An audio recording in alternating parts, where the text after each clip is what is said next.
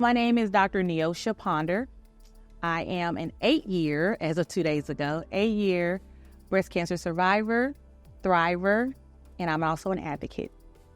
I was diagnosed at the age of 36. I was diagnosed with stage 2B, invasive ductal carcinoma. I was ER/PR negative, HER2 positive. I underwent a double mastectomy, radiation, chemo, and I also had 2 different reconstruction surgeries and 5 revisions. Child. My journey, I don't think anyone's journey is typical, right? But the most difficult parts of my journey had nothing to do with cancer. The most difficult parts were socioeconomics. I battled homelessness.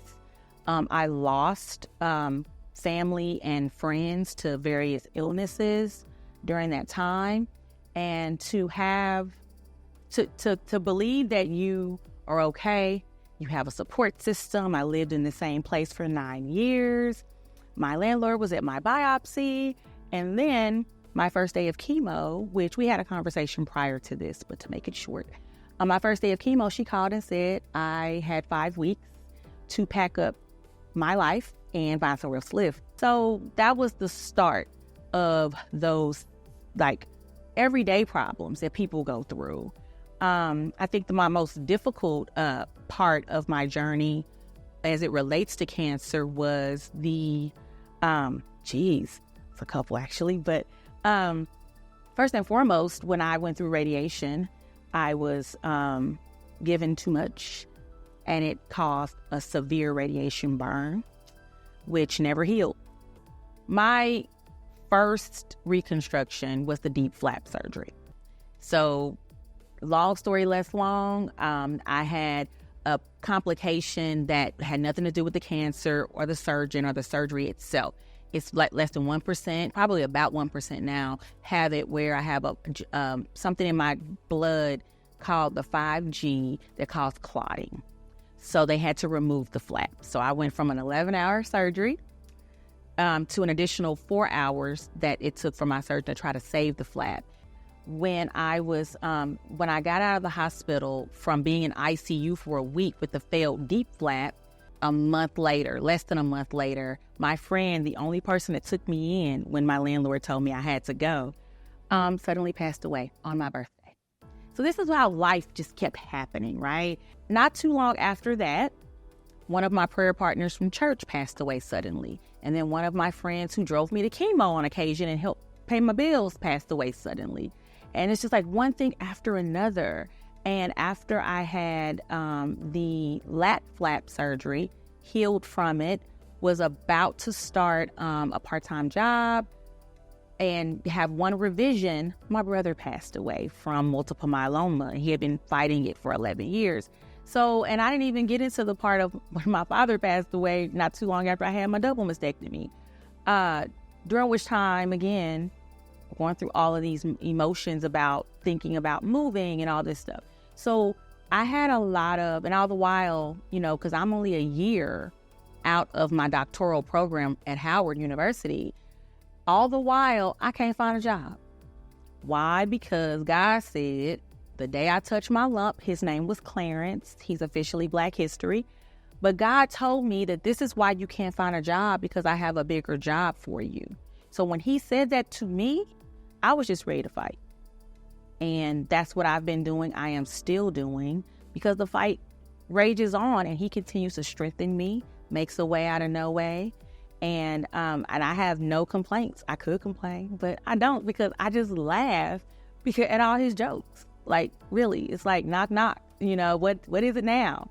But I'm blessed. I'm still here 8 years later. What I did while going through life's hardships, not just cancer, is, and I wanted to make sure I said this in order. I found a message in my mess.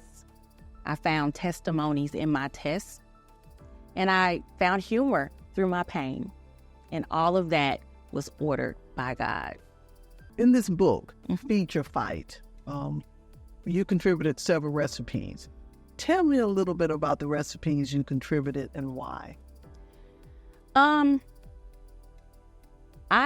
was blessed to finally find a place to live alone. I started to eat more fresh stuff, So the green beans kind of just like, I've never really liked canned green beans. And then I learned how to read labels when I first did the green smoothie cleanse by J.J. Smith.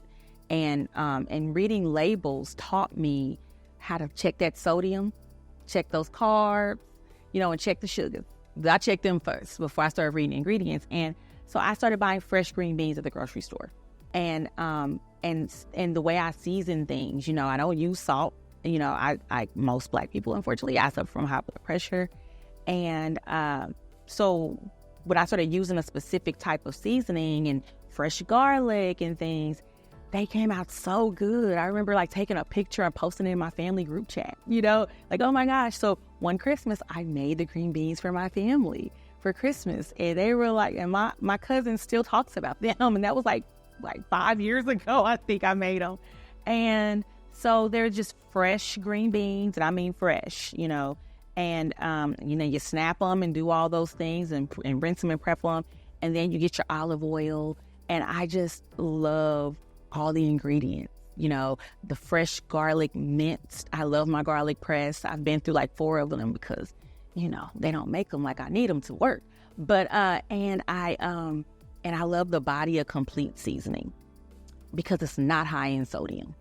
And then I still do my black pepper and I like spicy food. So I do red pepper flakes. So the green beans was one. And then I call it my wellness concoction. And it's something I kind of came up with during the lockdown, just not knowing. When I moved into my apartment, I didn't have no floor. So I had to go to a diner. Yeah, there was a leak in the building or something. I had nowhere to go. So I had to live in my bedroom only with everything that I owned because there was no floor throughout the apartment. And I would go to this diner and eat for the first 2 weeks for breakfast and sometimes breakfast and lunch. And they had this was called golden tea.